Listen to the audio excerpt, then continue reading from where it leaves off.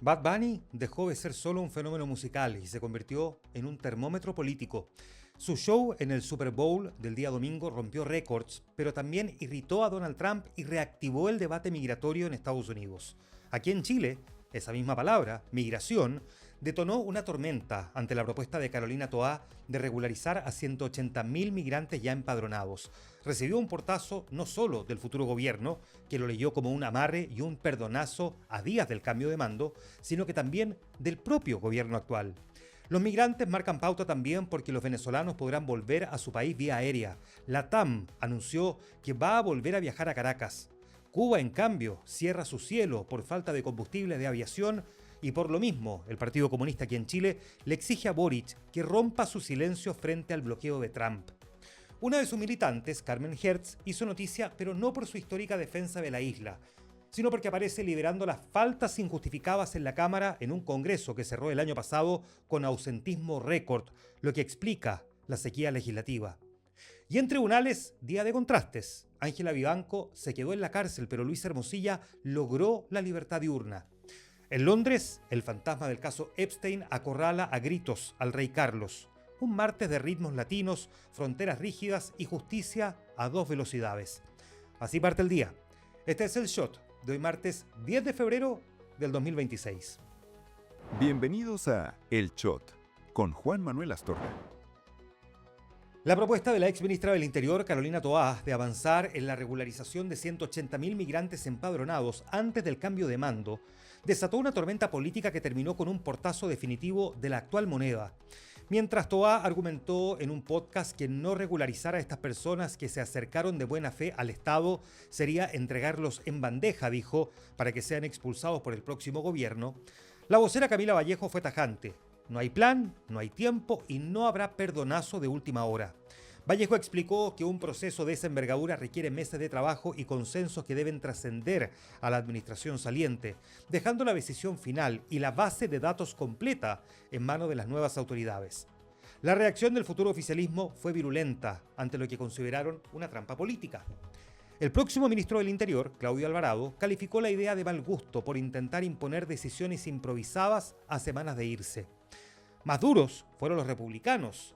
El diputado Cristian Araya la tildó de una canallada escandalosa contra la prosperidad del país, cuestionando si esos empadronados entregaron identidades reales o mintieron sobre sus antecedentes.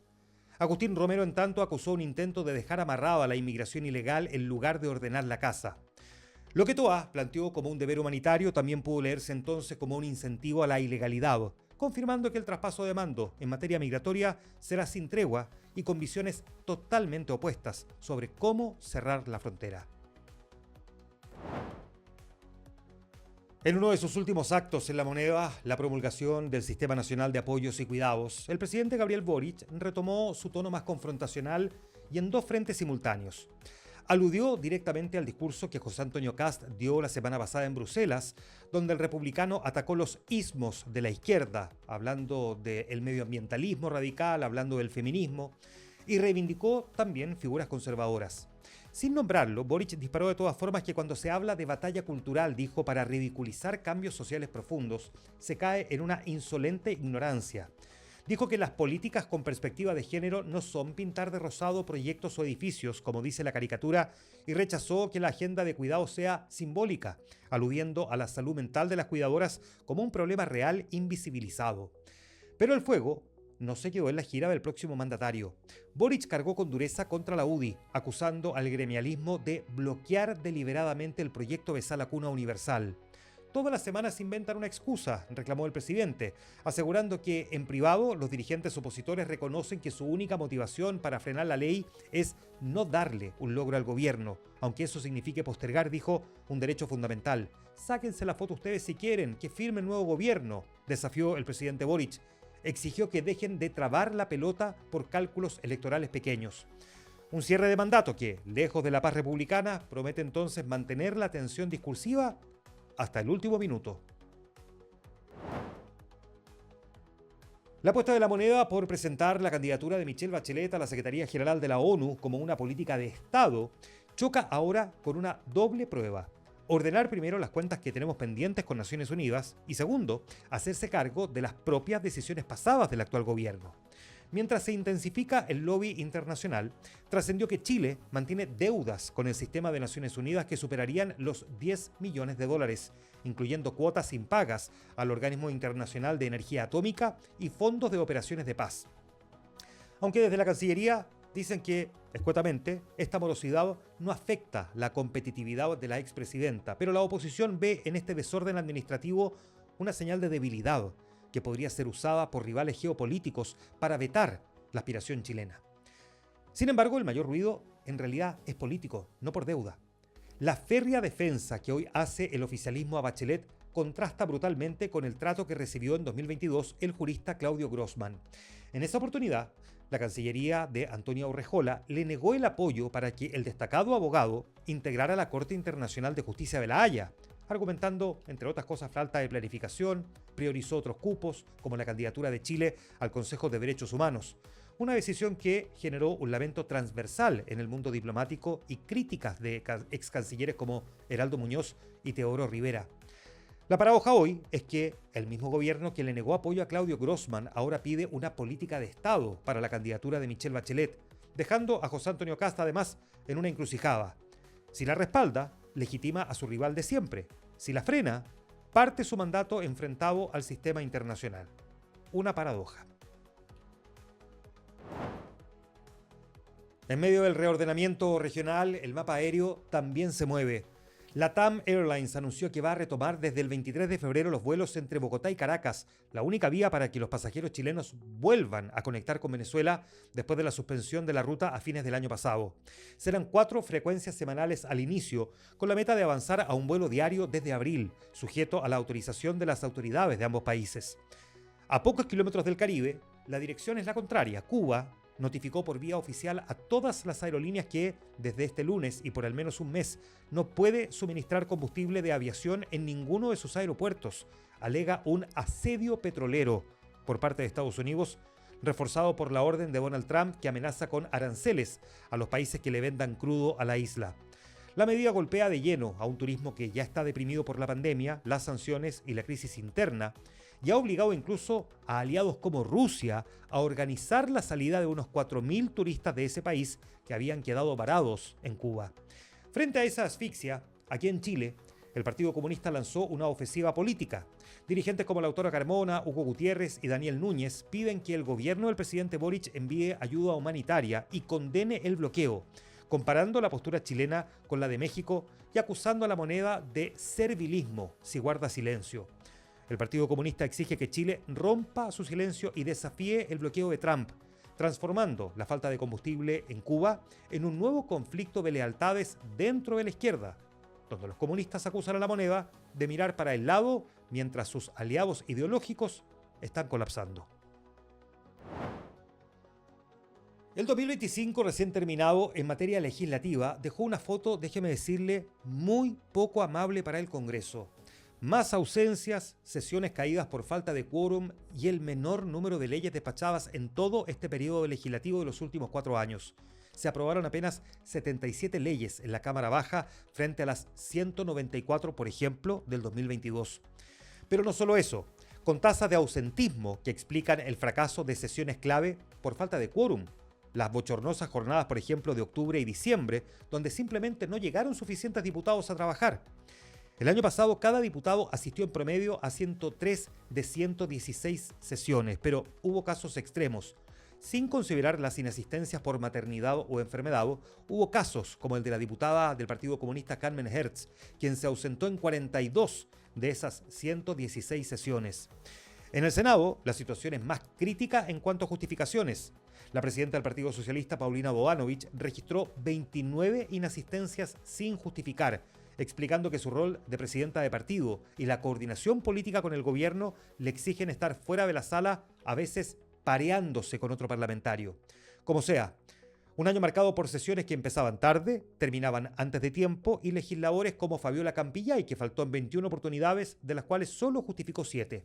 Similar es el caso de Loreto Carvajal, del PPD, quien no fue a sesión en 26 ocasiones y justificó solo 12. O Fidel Espinosa del Partido Socialista faltó en 23 oportunidades y justificó 2. El resultado, un poder legislativo que funciona a media máquina, con parlamentarios que viajan más de lo que votan, justo cuando la ciudadanía exige respuestas urgentes a los problemas del país.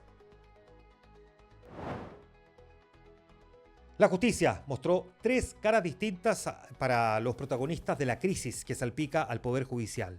Por un lado, la Corte de Apelaciones fue implacable con Ángela Vivanco. En fallo unánime, confirmó su prisión preventiva, ratificó que la exministra suprema debe seguir en la cárcel. El tribunal desestimó la apelación de su defensa, considerando que su libertad es un peligro para la sociedad, dada la gravedad de los delitos de cohecho y lavado de activos imputados en la trama bielorrusa con Codelco. Mientras Vivanco sigue tras las rejas, la defensa del abogado del consorcio bielorruso Velaz-Movitech, Eduardo Lagos, es decir, imputado en la misma causa, pasó a la ofensiva contra todo el sistema judicial. Su abogado pidió la inhabilidad de 3 jueces del séptimo juzgado de garantía, Cristian Sánchez, Michel Ibacache y Mario Cayul. Los acusó de prejuzgamiento. El argumento es que, por ejemplo, el juez Sánchez, al decretar la prisión de Vivanco, emitió opiniones adelantadas sobre la autoría de los delitos, afirmando que ella era evidentemente autora, lo que según la defensa vicia la imparcialidad del tribunal para juzgar al resto de los involucrados.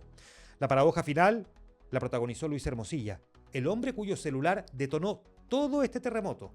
La misma corte revocó su arresto domiciliario total, lo dejó solo con reclusión nocturna, le permite salir de día. El tribunal acogió los argumentos de su defensa sobre que la medida era excesiva dado el tiempo transcurrido y su colaboración, permitiendo que el artífice del caso recupere su libertad de movimiento mientras las esquirlas de sus chats mantienen presa a una exministra de la Corte Suprema.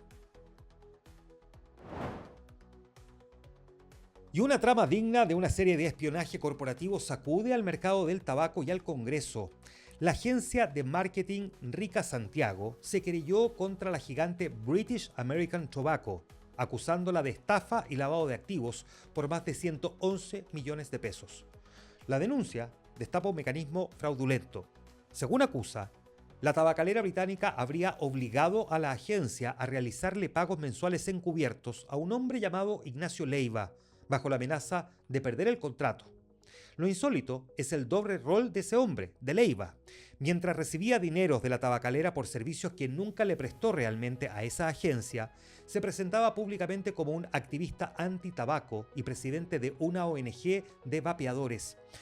Según la querella, Leiva operaba en realidad como un agente encubierto cuya misión real era influir en parlamentarios de la Comisión de Salud para lograr una ley de vapeadores ajustada a los intereses comerciales de la tabacalera, todo financiado mediante facturas ideológicamente falsas para ocultar el rastro del dinero. La agencia acusa que la empresa se benefició del lobby político pagado con engaños, lavando activos para dar apariencia de legalidad a una operación de influencia legislativa sumamente grave.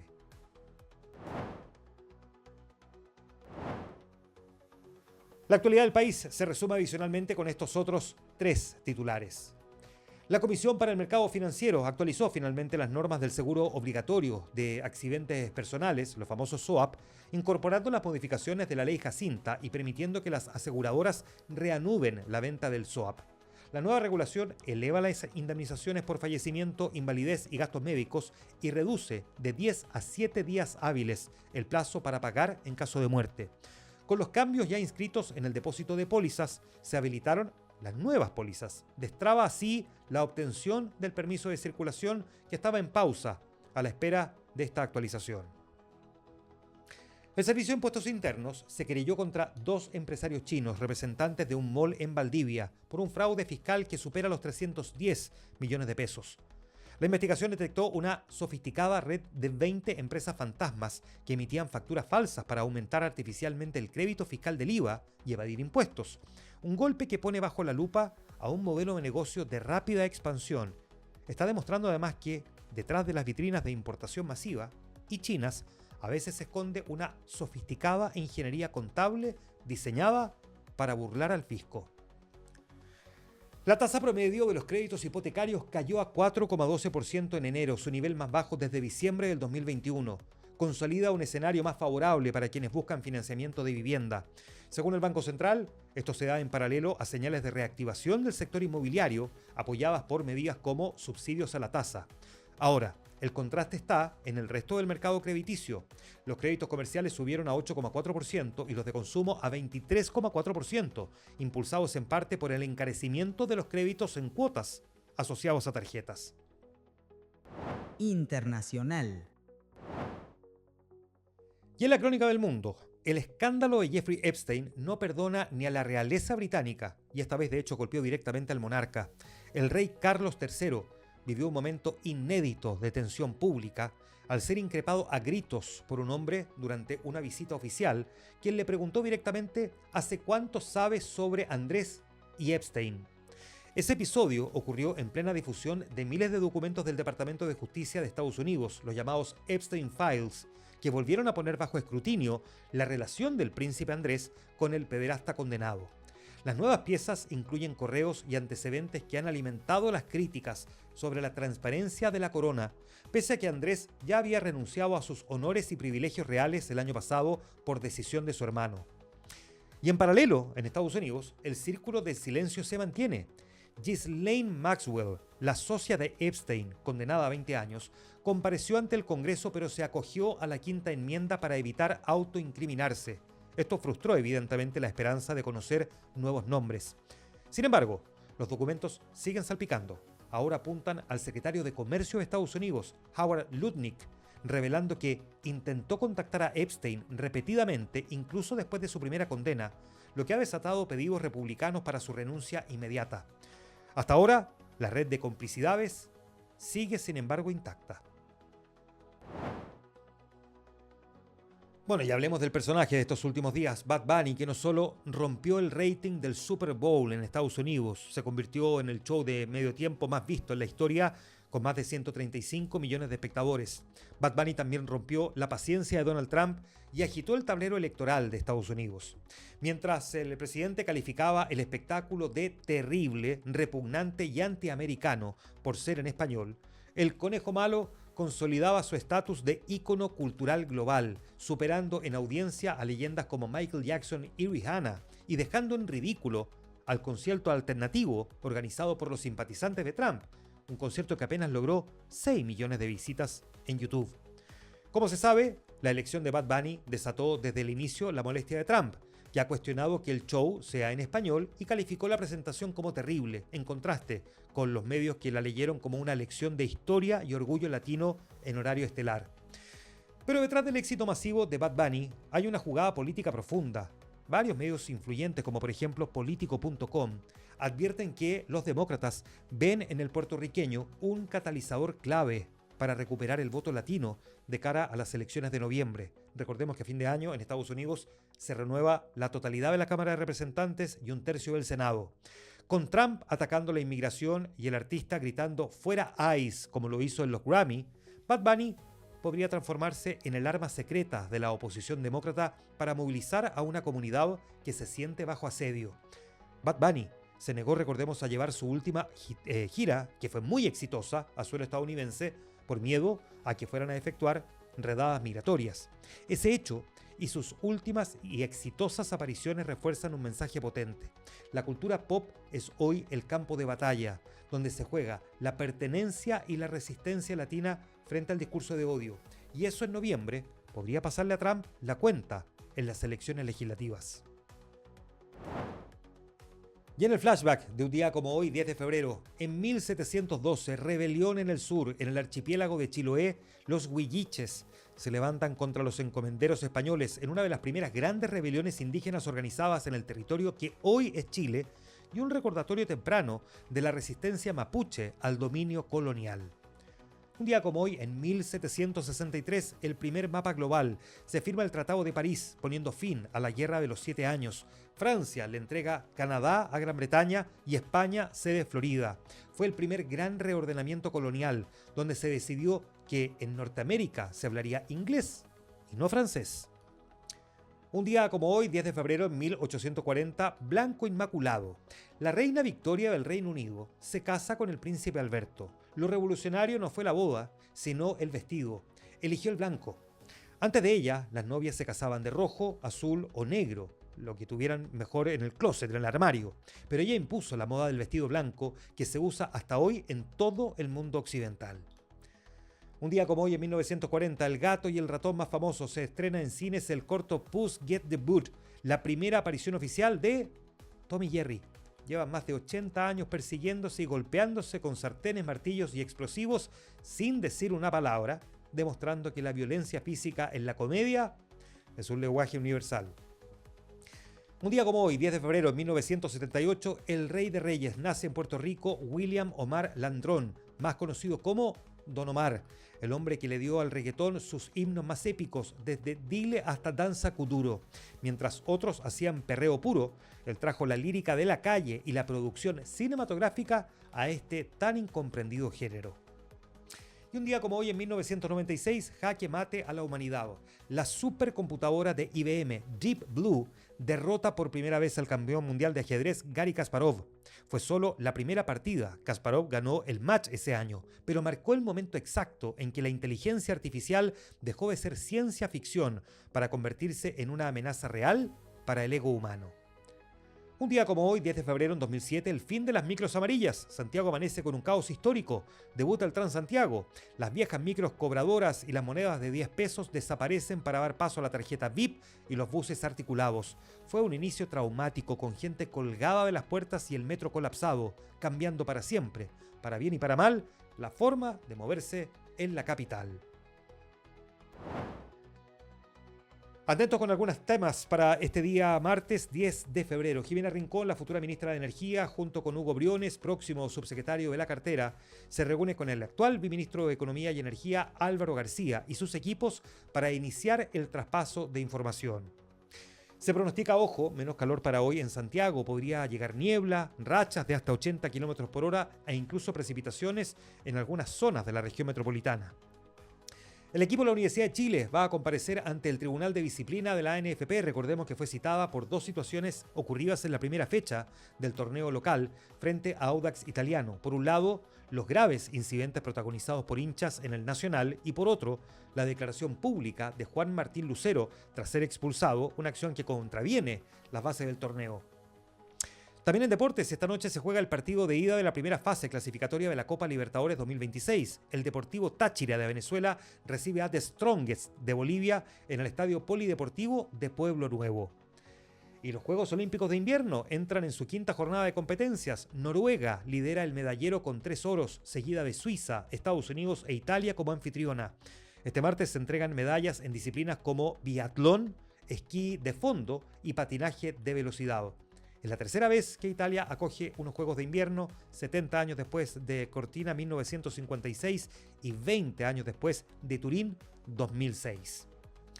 Este fue el shot de hoy martes 10 de febrero del 2026, la necesaria dosis diaria de actualidad. Hasta mañana miércoles.